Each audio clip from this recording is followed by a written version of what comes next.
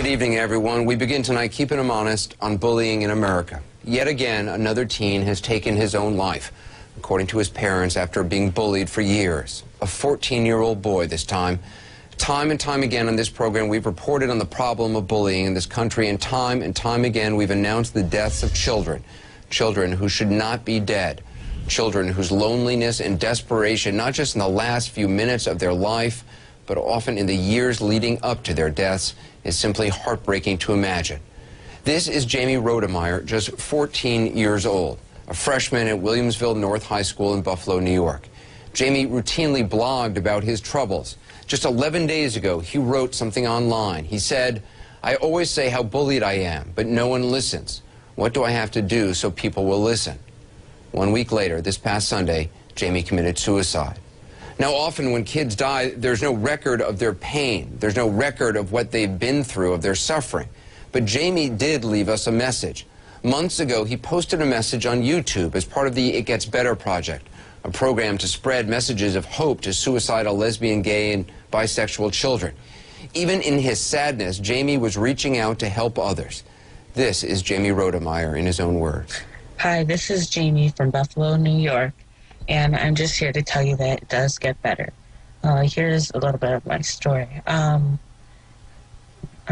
December 2010, I thought I was bi, and then I always got made fun of because I virtually have no guy friends, and I only have friends that are girls, and it bothered me because people would be like, "Faggot, fag," and they'd taunt me in the hallways, and I felt like I could never escape it.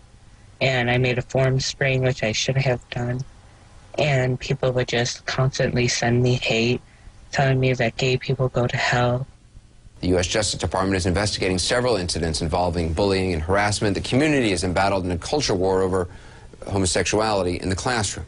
Joining me now is Rosalind Wiseman, author of Queen Bees and Wannabes, the best-selling book that inspired the 2002 movie Mean Girls. Also with us tonight, Rachel Simmons, who wrote the book Odd Girl Out. So Rosalind, you say you know Jamie Rodemeyer. How so? Well, when I saw the video, of course, my heart just broke. It reminds me of so many kids that I work with, and I've got, kids right now that I'm emailing and talking to and their parents. And, one day they feel that they can make it and they've got the strength to get by, and then the next day they feel that they can't.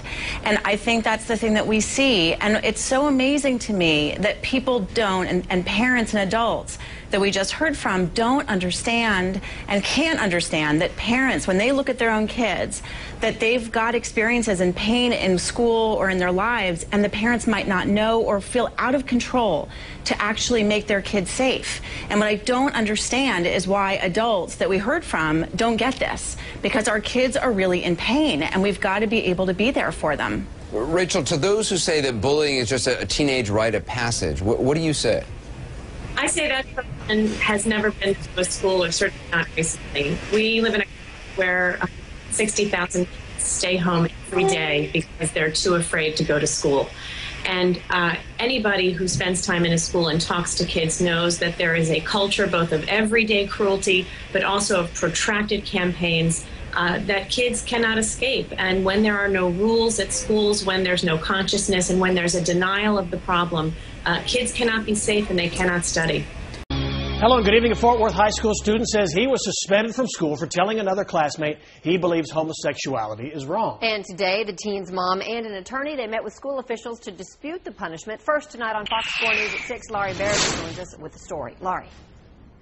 Well, the student and his mom say that school officials were afraid that something that he said might offend someone. They say that what happened went beyond political correctness and infringed on his First Amendment rights. 14-year-old Dakota Airy spent most of his day Tuesday serving in-school suspension.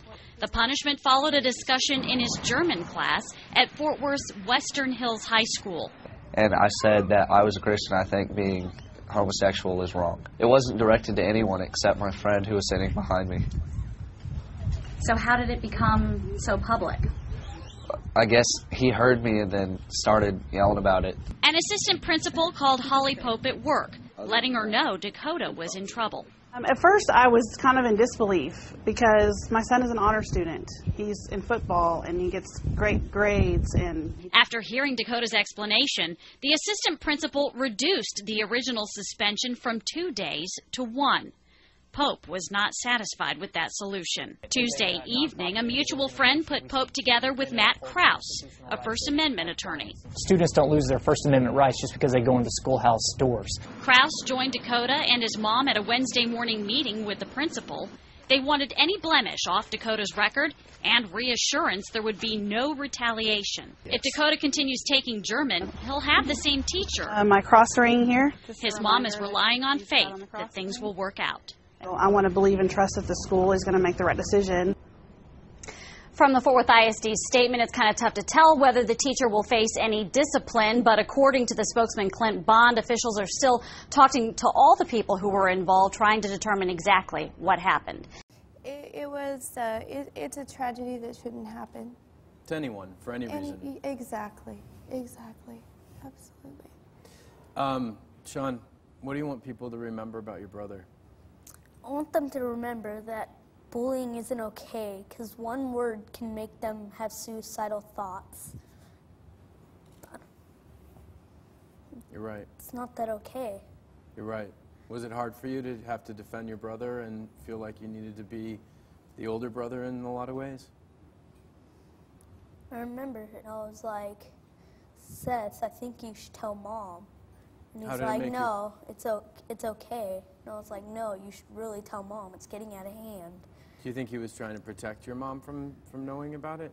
I think he thought that if he tells someone, that the bullying would get way more brutal and that they would just try to beat him up more. And it would get worse if he told. Well, it's a time to tell. And that's one of the things that I'm very grateful to both of you for being here on the show, because now it's the time to tell. If you're watching this, it takes about 2 minutes to figure out who the bully in the class is. Bottom line, every parent knows. You ask any kid in any elementary school classroom, they'll tell you who the group is right away. So now's the time to tell, and now's the time to make it a safe place so what happened to your brother doesn't happen to anybody else.